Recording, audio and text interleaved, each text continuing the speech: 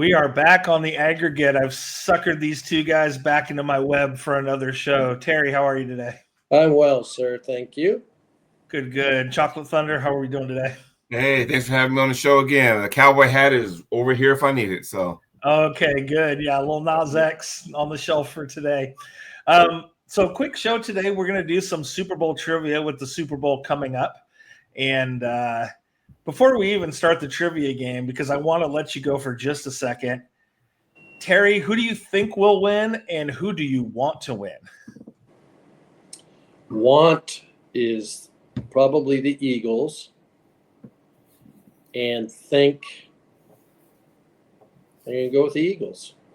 Oh, yeah, good. This is one of those pick-em type Super Bowls that is so close. The Eagles are so friggin' talented, but you have to give pause just because KC, it's hard to bet against them, right? Like if you put the mortgage on the line, it'd be hard to bet against them. Jody, who do you want to win? Who do you think's going to win? I don't care who wins, actually. Oh, good answer. I don't really care. But if there's a team that's going to win, I'm going to say the Chiefs 28-21 because I think that squad's at a point where they just know not to make that mistake, where they make other teams pay no matter what. So, yeah. And we are, again, when you're married to a wife who is named Casey and has a K and a C in her name, you're a Casey household.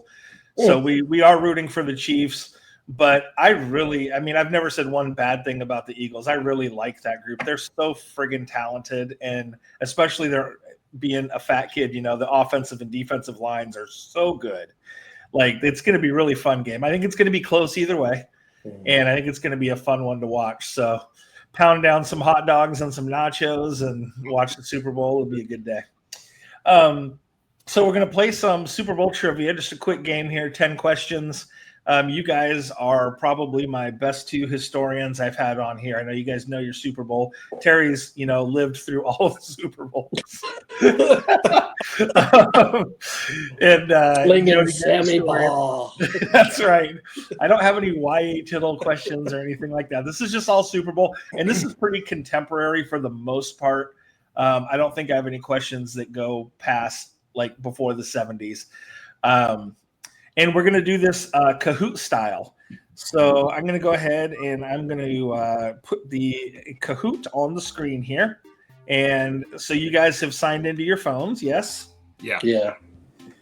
Okay. So we're going to start here. Now get your phones out. Okay. Wait, I'm loading. Okay, that's okay. It's going to come on in a second here. So let's see. Which player has won the most consecutive Super Bowls? Take a look at your phones. Are your answers popping up? Yeah. So choose. That's who won the won most consecutive? I already pushed. It's just spinning. Yeah, you just wait for Terry. Ken Norton is the answer with the Cowboys and Niners, 3 in a row, I believe. Yeah, he went back-to-back with the Cowboys, then he went with the Niners. And Terry, looks like you went with Charles Haley. Yeah. Wasn't a bad choice. That one was put in there to fool you because Charles Haley with the Cowboys and Niners also, right? Yeah. Like he was there. He's got like 5, I believe. Yeah. He's been to a few, yeah. 2 with the Niners, 3 with Dallas, yeah. There we go. See, it's why you're on the game. All right. So 8:45-0, and this will just compile through. And you guys ready for the next one? Mm-hmm. Let's go. Question 2. Which player, non-quarterback, has scored the most points in Super Bowl history? We've got Jerry Rice, Thurman Thomas, Adam Vinatieri, or Harrison Butker. Harrison Butker. So Terry again. I just like the color yellow. The Patriot. Although Terry, you were a Niners fan back in the day. Yeah. So Jerry Rice has scored the most points. He's had a plethora of touchdowns. Vinatieri, Butker, they're right up there, but Jerry Rice has the most points. Don't forget, Jerry Rice had a touchdown in that Super Bowl loss to Tampa when he was with a Raider. Yeah, he was just piling on at that point, right? Yeah. I mean, I guess 7 points beats 3 points. 6 points. All right, so we've got 2-0 here so far, but we got a long way to go. Let's go to the next question. Who has the most all-time rushing yards in Super Bowl history? Who's compiled the most yards on the ground? Zonka, Emmitt Smith, Franco Harris, Terrell Davis. We got one answer in. All right, so we've got one answer. Who answered Emmitt Smith? I did. I should have said Franco, but only reason why I didn't because, in those early Super Bowls, he was, sharing carries with Rocky Blyer. So that's why I thought. That's the only reason why. I know he was a feature back, but there were times when Rocky Blyer was in there too. So I thought they kind of split that. With nobody run the ball but Emmitt. So that's why I kind of picked Emmitt. Yeah, again, grew up in that Cowboy household. Terry, you lived through that era. You were a football fan, teenager that era, so you knew Franco was piking that rock, huh? Well, yeah, and plus he was under the yellow category, so I'm 3 for 3 on the yellows. You just keep picking yellow. That's one way to do it. Just like C all the way down your SAT. I learned that in high school. Just one's bound to make it. That's right. You're gonna broken clocks right twice a day. All right, let's go to the next question. Oh, it's a comeback. Question 4. Other than Jerry Rice, who has the most receiving yards in Super Bowl history? Kelsey, Andre Reed for the Bills, Lynn Swann, or Rob Gronkowski? Oh. Ooh, that's a rough one. That is. Yeah. 4 great Super Bowl competitors. We've got one answer in. All Lynn Swann did was just run the go routes. Did we get the second answer in? Oh, dang. Did you forget to answer, Jody? Yeah. You got caught up and just remembered. You're like, ooh, Andre Reed. That brings back memories. All right. Rob Gronkowski. So I said other than Jerry Rice because, like I said, Jerry Rice holds pretty much every receiving Super Bowl record. So now that we've outed him during the points one, it's kind of silly to ask any more questions. But, yeah, Rob Gronkowski, I mean, he's been to enough of them, right? Yeah. And I believe Lynn Swann was third, though. Well, Star Wars, yes. They're splitting stuff, so. Okay. Oh, here we go. We're within 300 points, which is about 2 to 3 seconds of answering. So, like I said, don't wait for me to read the question. If your answers pop up and you know it, choose it right away. All right. Yeah. Let's go to the next one. Question 5. Which QB has the highest career passer rating in Super Bowl history? You have to have thrown it 40 times. So you can't choose Phil Simms, who only had like one game that was great. Highest career passer rating. You both chose Montana, and you were both correct. How many interceptions did Montana ever throw in a Super Bowl? 0. Yeah, just amazing. So that's what happens when you only go to 4. Hey, that's all you need. Hey, that's like Jordan telling LeBron James, I don't know what a Game 7 feels like in the finals. That's right. Aikman was up there. Aikman had some really efficient Super Bowls because he didn't really have to throw it that much. Tom Brady's had a couple really good ones. Has had a couple mediocre. Patrick Mahomes, again, gunslinger, had a couple good ones, one bad one. We'll see how he does on Sunday. So, but Montana, this is why people think, not think, but they'll make the argument that he's the greatest because he was amazing in Super Bowls. Yeah. But who answered quicker? Oh, it's about the same. You guys answered about the same time. And Terry Mitchell has a streak with 3 correct answers in a row. You're on fire. It says that I'm on fire there. Yeah, it says en fuego. Yeah. All right. Caliente. We're halfway home. Next question. How many Super Bowls did Randy Moss play in? None, 1, 2, or 3. Now, whoever guessed 2 got it correct. Niners and Patriots. Okay, and see, so that's the one a lot of people forget. He played with the Niners when they lost to the Ravens. Yeah, he played on that Kaepernick Niner team. Oh, yeah. So Terry, I'm sure, remembered the Patriots Super Bowl, which they had the undefeated season and lost to Eli. Yeah. And that was maybe, probably the most explosive team. You put, Brady, the O-line, Moss, and then that really good defense. But you only scored 14 points because his name is Steve Spagnuolo, who's coaching the defense this Sunday. Why the Eagles won't drop 50. Yes, Spags, you are correct. Spags was in that game, and he was the D coordinator for the Giants, and he knew how to beat those teams. Like he's just a stud.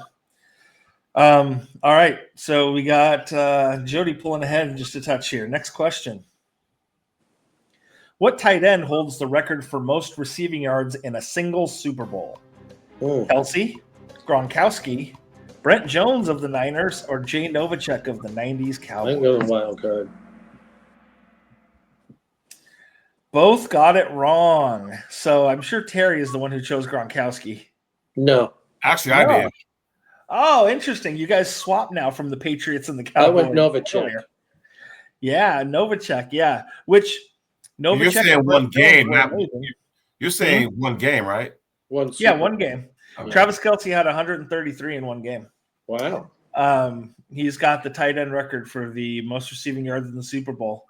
But we're going to see his girlfriend more than him on Sunday, I think. Yeah. I think Philadelphia is going to shut him down, and they're just going to show the box. There's prop bets you can bet in Vegas on who she's going to have in the box with her because she has different celebrities. Katie Smith will be back. Who's that? What's the over under for them showing her? There is an over under, but I don't know what it is. 12, maybe. All right, still 35-23. Let's go to the next question. Question 8. What kickers made the most point after touchdowns in Super Bowl history? Mike Kofer, Steven Gostkowski, Vinatieri, or Harrison Butker? Who's Harrison Butker? He's the kicker for the Kansas City Chiefs. Oh. Who chose Vinatieri? I did. Jody with the Vinatieri. Terry, you're losing me here. You choose at least one Patriot. You're throwing me off here. I went with wasn't Kofer the Niners? Mike Kofer was for the Niners, and he did go to a bunch of Super Bowls, but he didn't kick the most PATs. I was thinking Kofer when the Niners blew out somebody big. You talking about the Broncos? Maybe, but this is the most PATs in the whole history, so this is all history. So 4 games combined where Gostkowski and Vinatieri split them. I believe Vinatieri was like 5 or 6, and Gostkowski was the rest. Harrison Butker's right up here. This is the top 4 on the list, though. They're all right up there. So there isn't a bad answer, but there is a right answer, and it's Vinatieri. So Jody, it's the yellow color. I've abandoned the yellow color. All right, Terry, you're just trying not to get doubled up at this point. Right? Too late, almost.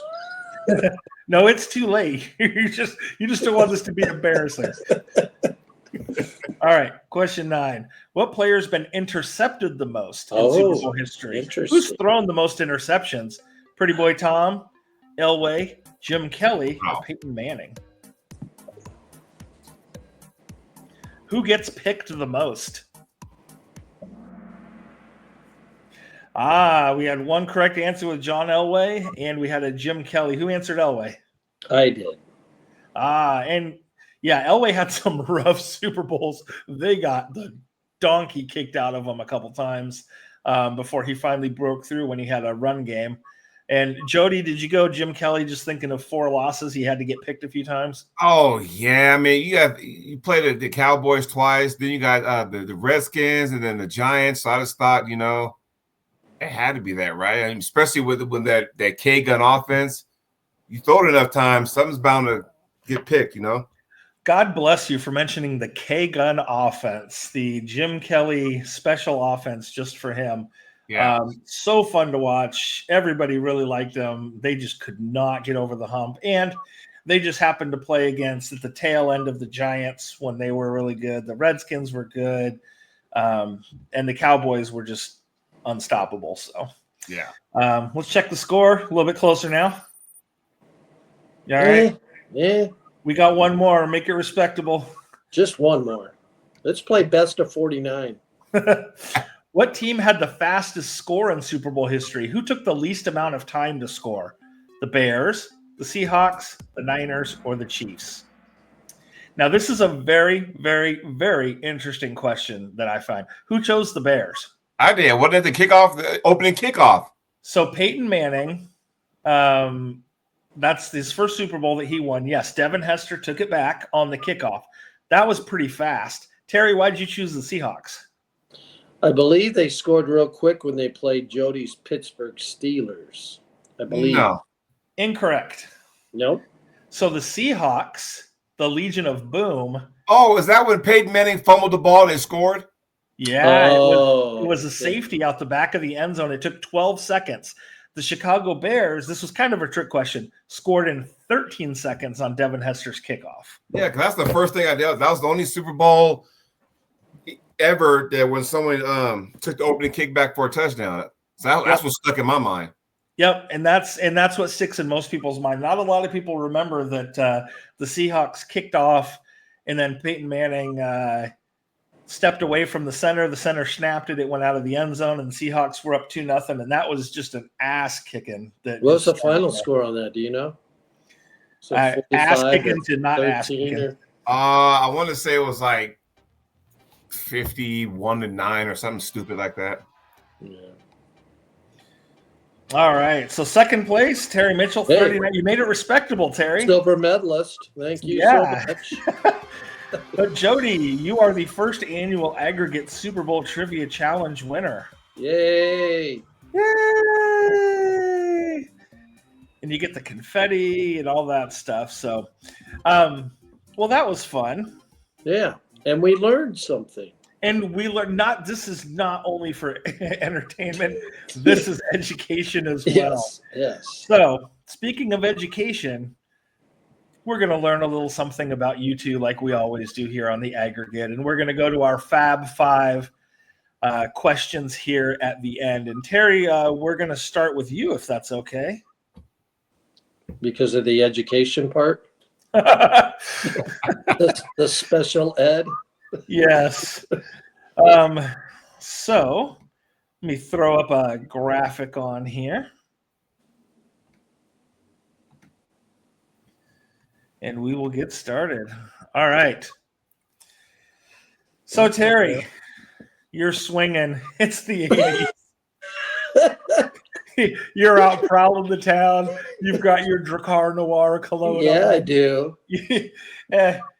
What is your you get the tranny home that you think is a girl? Uh-huh. And what is your go-to sexy time song? What are you going to put on the stereo that's going to pitch woo? It's got to be Marvin Gaye. Let's get it on. Oh, classic. Great. I mean, that choice. is a waterbed, isn't it? Yes. Yeah, I don't know. Well, you did have a waterbed for a long time, too.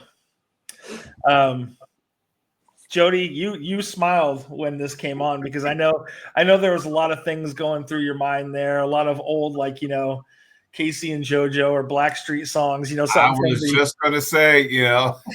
What's your song? Jodeci, yeah. Jodeci. And what are we going? Is this the Come and Talk to Me situation? What are we? The remix. The remix. Oh, okay. Remix. Fantastic. Yeah. No, that's great. That gets them every time. That's the old, like they say, that's the panty dropper. The old sexy time music. All right. Let's go to question 2. Let's start with Terry again. Yeah. You got a choice. Would you rather have a swimming pool? And this isn't really good. Well, let's talk about a big, a rectangle lap pool. Would you have a big swimming pool or a hot tub? At my age, the hot tub. Mm-hmm. Now, that poses a question. 20 years, 30 years ago, let's say 30 years ago, would you choose pool or hot tub? Pool. Okay. Because you wanted the dip, you wanted that exercise, and nowadays you're just trying to rest those bones. Yeah, work on the lower back there. Jody, big pool or hot tub?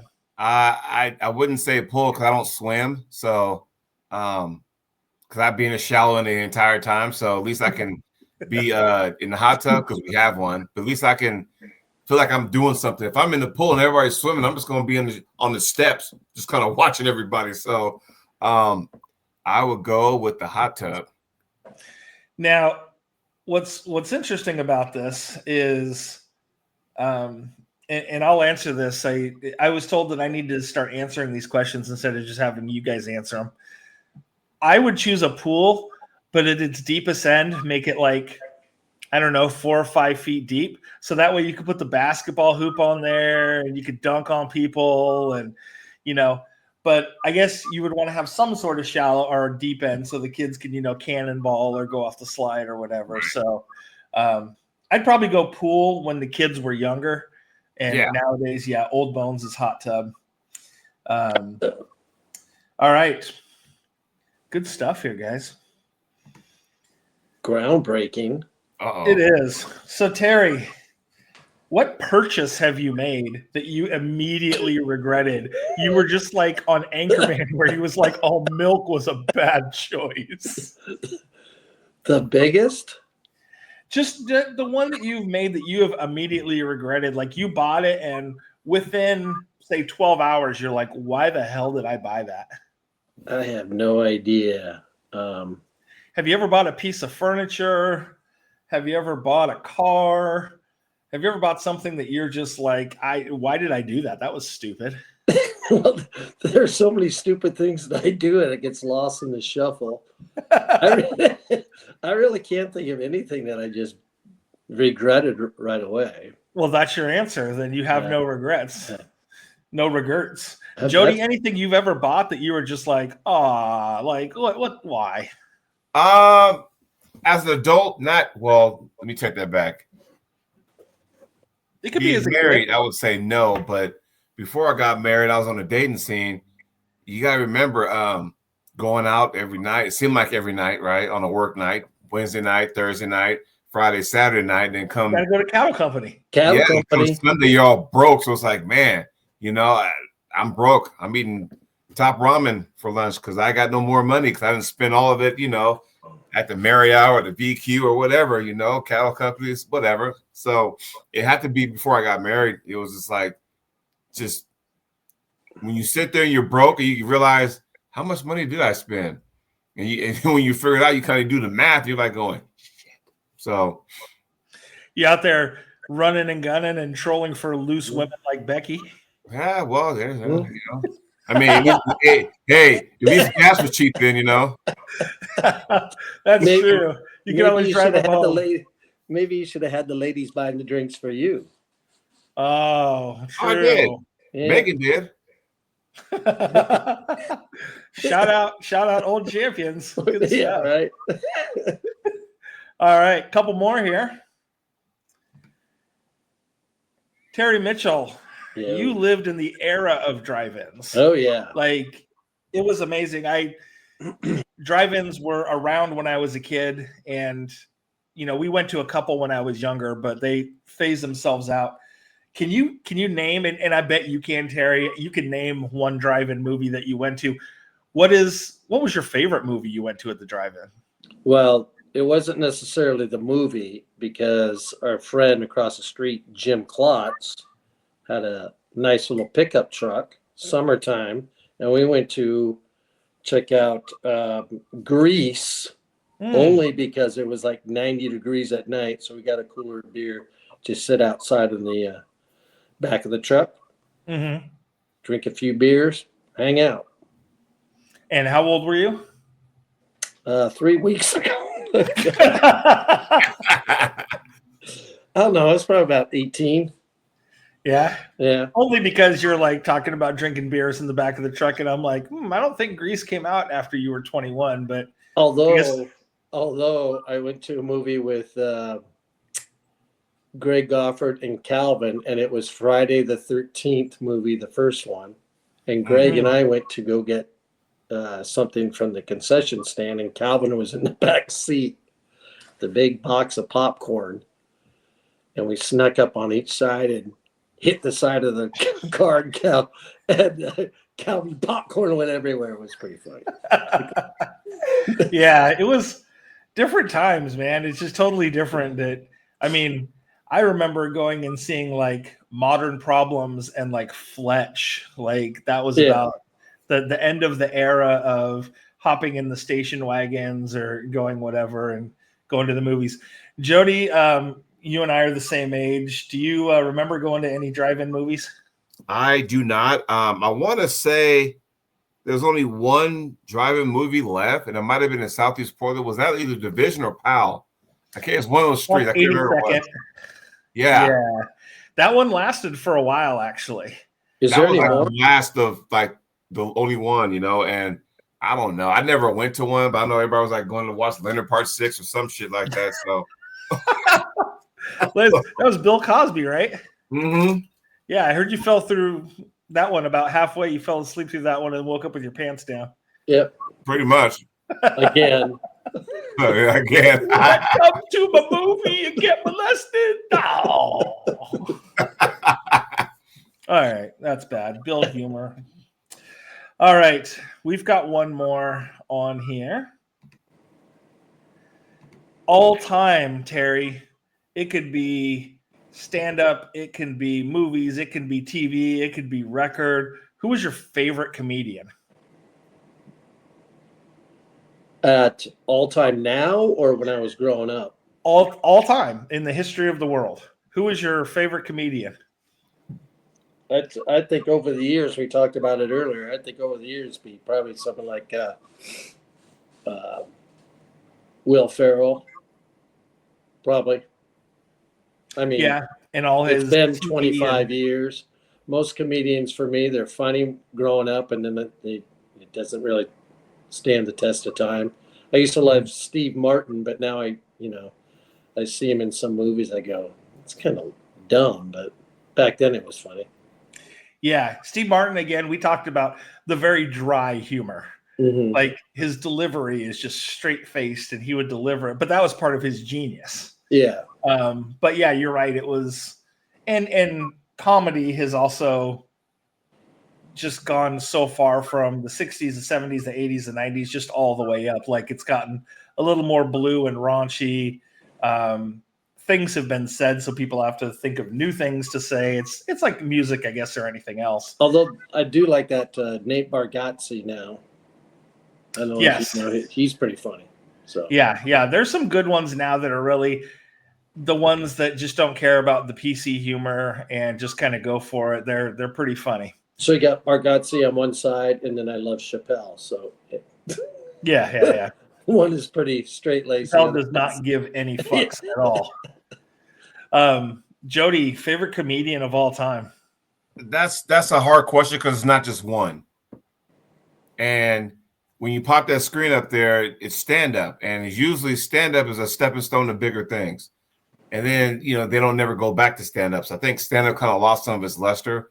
But for me, growing up, it was the Eddie Murphy, Martin Lawrence type deal. But I have to say, from a movie standpoint, and I appreciate it now at the tender age of 49 next week, that I'm sorry, but anytime you go back and watch National Lampoon and Chevy Chase is just the funniest fucking person there.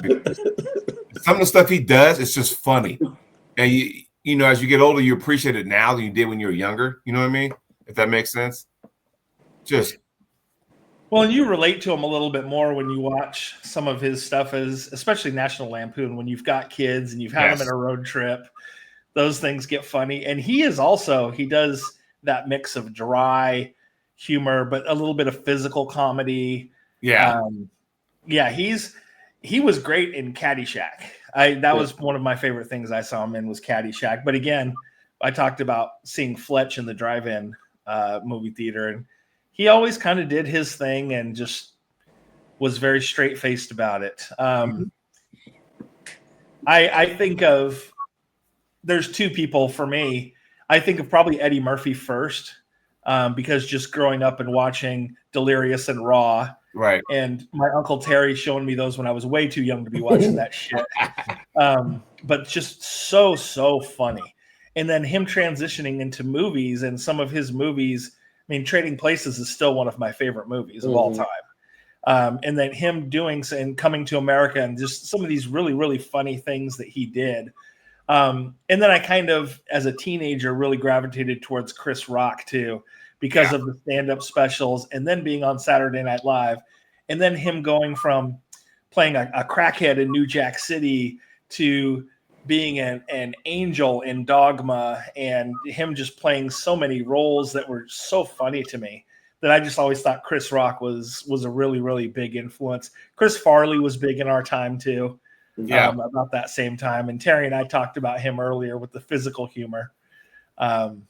So it takes all kinds, but the last one that I'll give a shout out to that, again, I was way, way too young to be watching these guys, but I remember being in New Hampshire, spending the summer there, and going to Terry's house and watching Rodney Dangerfield comedy special, which, first of all, Rodney Dangerfield was way too inappropriate for me. And then Sam Kinison coming on. Yeah. And Sam Kinison making me cry, like laughing. Probably the first comedian that made my stomach hurt because I was laughing so hard was Sam Kinison. Because I was like, who is this guy who looks like the mom from Goonies, first of all? And he just comes out just saying the funniest stuff. So screaming. That's great. But there was a time where, what would comedy be like had, Sam Kinison still been around, Robin Harris still been around, Chris Farley still been around. It makes you wonder, if those guys are still, around, what would comedy be like now, because when those guys were gone, they left us and stuff. There was a hole in comedy for a while, okay, because those were guys were like, okay, these are the next up and comers, and then they kind of pass away. It's like, well, now what do we do, Yeah, and there's that tragedy again. You go back to Chris Farley leaving that hole, that tragedy that was really mirrored with Jim Belushi the 20 years earlier. Mm-hmm. And so, or not Jim, it was John Belushi. I'm sorry, John Belushi. So John Belushi and Chris Farley, about 20 years apart, really led the same life. They just flamed out so fast. And the John Belushi skit from Saturday Night Live, where he was the track star and he ate the little chocolate donuts as like his main supplement. So funny. Like they replay that every time the Summer Olympics are on, and it still gets me. And it's 50 years ago, and it just makes me crack up. So some of those guys are just timeless like that. They can really pull it off. Yeah. But yeah, great discussion. We always like to have that. So great job again. Congratulations, Jody, on winning the Super Bowl Trivia Challenge. That was fun to have you guys. Again, we learned a little bit about the Super Bowl, went through some facts. It was good to see you. We'll watch the game Sunday. I've got some Super Bowl predictions from people that I'm going to post on Saturday. Some little clips, including clips from you two, talking about who's going to win the Super Bowl. As long as nobody has a Eugene Robinson, we'll be all right. No, nobody's going to pull a hamstring on the first play. No. Talking about Super Bowl 23. Oh, Eugene Robinson. Didn't he get a hooker the night before? Yeah. I vaguely remember that was for the Falcons. Yeah. Yeah. Now, interesting. So hold on. History for you. Yeah. So Eugene Robinson got the hooker the night before. There was the center for the Raiders that was bipolar and disappeared to Mexico the night before the Super Bowl. Do you guys remember that? Yeah. I forgot his name. I can't remember his name either, but he was a Pro Bowl center. Was it Barrett Robbins or something like that? It was Barrett Robbins. Ding, ding, ding, ding, ding. Okay. Good job. Yeah, and he literally took off to Mexico and just went nutso before the Super Bowl. And that was when they played Tampa Bay, right? Yeah. And just got smashed, which was going to happen anyway. Yeah, it was going to happen anyway. But still, he was a Pro Bowl center. You can't lose your Pro Bowl center the day before the Super Bowl because he's on a bender, and he's down there drinking tequila and fucking Tijuana. I mean, at least when Rodman left and came back for the finals, at least he came back in time. He just missed practice, Yeah. Rodman just had to go and hang out with Carmen Electra and clear his mind a little bit before the final round. He's on his phone. Let's see here, Madonna or Carmen. He had choices. Yeah. His Rolodex was stacked back in the day. So, all right. Well, thanks, guys, again for being on the show. We will see you next week. We'll do a Super Bowl follow-up show. You guys have a great rest of your night, and we'll see you later. All right, Bye-bye Jeremy. now. All right, Terry. Good to see you again, and we'll see y'all later.